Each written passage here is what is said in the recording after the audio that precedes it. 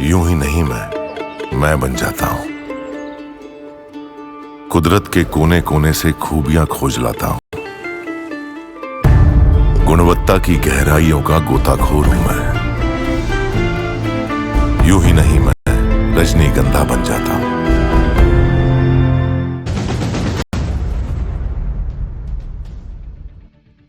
पिछले कई सालों से भारत में हिंदू राष्ट्र की मांग हो रही है। देश के कई संगठन और साधु संतों की मांग है कि भारत को अब सनातन हिंदू राष्ट्र घोषित कर देना चाहिए, लेकिन भारत में फिलहाल तो ऐसा होता नहीं दिखा।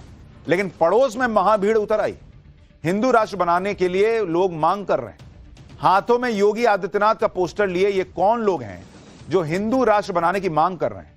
जहां तक नजर जाए वहां तक हिंदू राष्ट्र की मांग करने वाली भीड़ कहां से आई? ये सब क्या हो रहा है? ये सब आज आपको विस्तार से बताऊंगा। पहले एक झलक देखिए।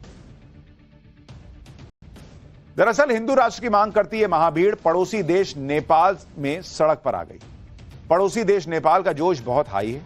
नेपाल में भी हिंदू राष्ट्र की मांग को लेकर लोग सड़कों पर उतर आए हैं। ये आज की काठमांडू की तस्वीरें आप देख रहे हैं, जहां हिंदू राष्ट्र को लेकर भारी जन सैलाब सड़क पर आ गया। आप तस्वीर देखिए बॉस, पूरा सड़क जाम है। ये सारे लोग हिंदू राष्ट्र की मांग कर रहे हैं नेपाल में। जहां तक आपकी नजर जाएगी वहां तक लोगों की भीड़ ही भीड़ दिखाई दे रही है।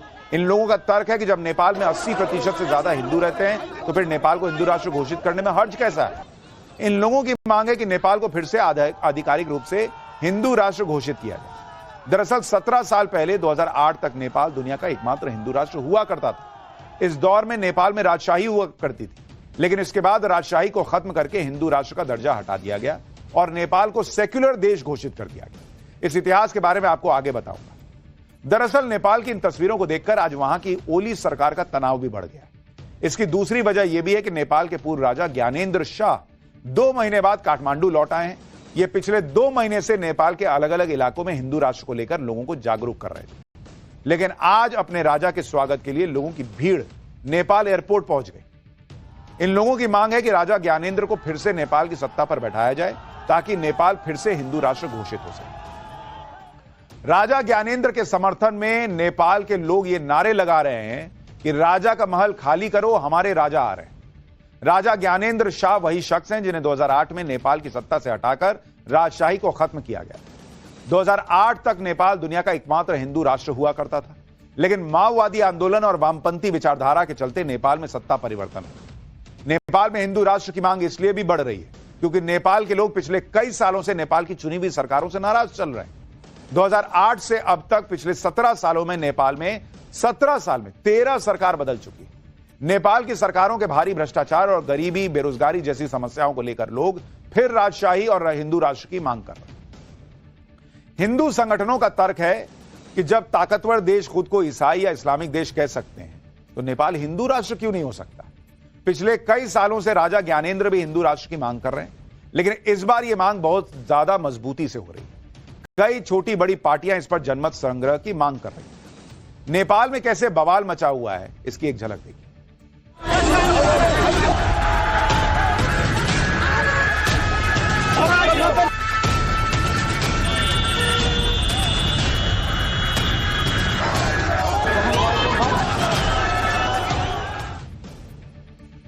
नेपाल को लेकर योगी आदित्यनाथ का हिंदू राष्ट्र के अलावा एक आध्यात्मिक कनेक्शन भी आप देख रहे हैं वहां पे।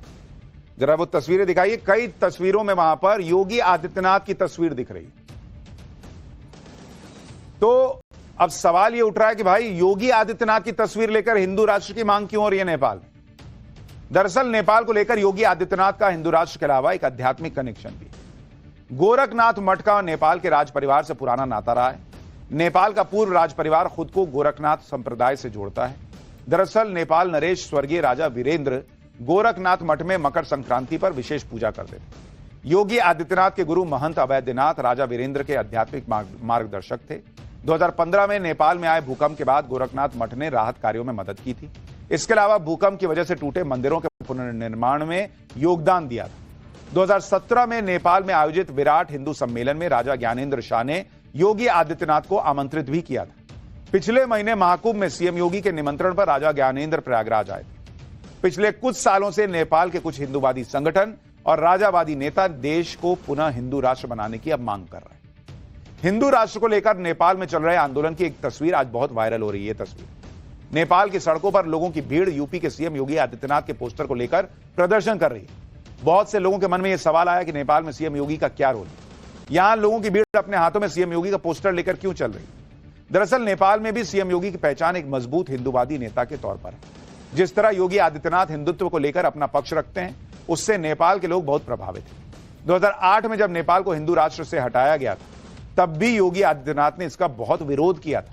इसके बाद 2015 में जब नेपाल को धर्मनिरपेक्ष राष्ट्र घोषित किया गया, इसका भी योगी आदित्यनाथ ने भारी विरोध किया था, क्योंकि योगी नेपाल को हिंदू राष्ट्र बनाए रखने के पक्षधर थे। राज परिवार अब भी गुरु गोरखनाथ को अपना राजगुरु मानता है। नेपाल के राजा के राजमहल के पास ही गुरु गोरखनाथ की गुफा थी। उस समय के राजा पृथ्वी नारायण शाह गुरु गोरखनाथ के दर्शन के लिए जाया करते थे। राजा पृथ्वी नारायण की भक्ति से खुश होकर उन्हें नेपाल को एकजुट होने का वरदान दिया था।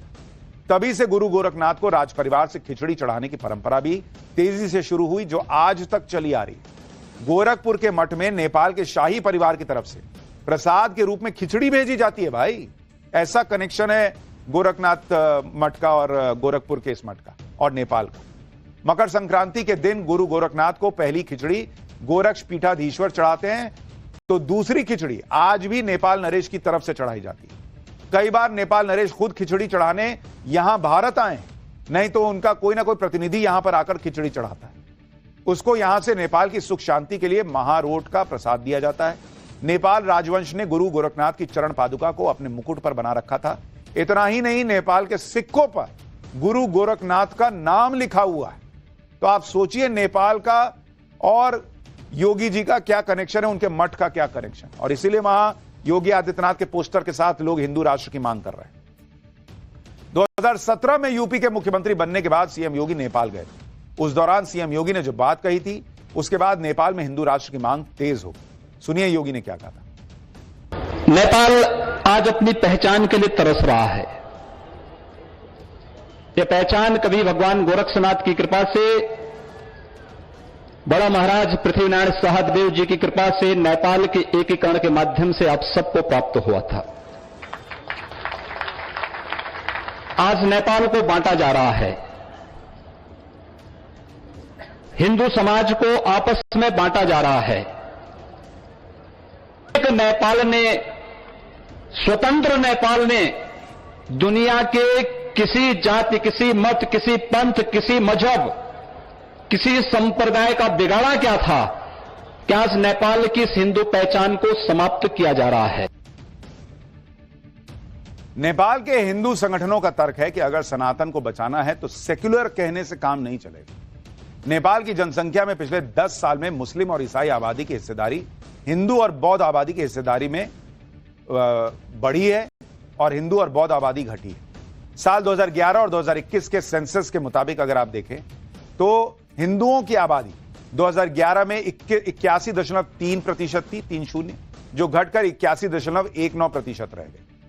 अगर आप देखेंगे बौद्ध धर्म की, उनकी आबादी 9% के आसपास थी, जो घटकर 8.2% रह गई।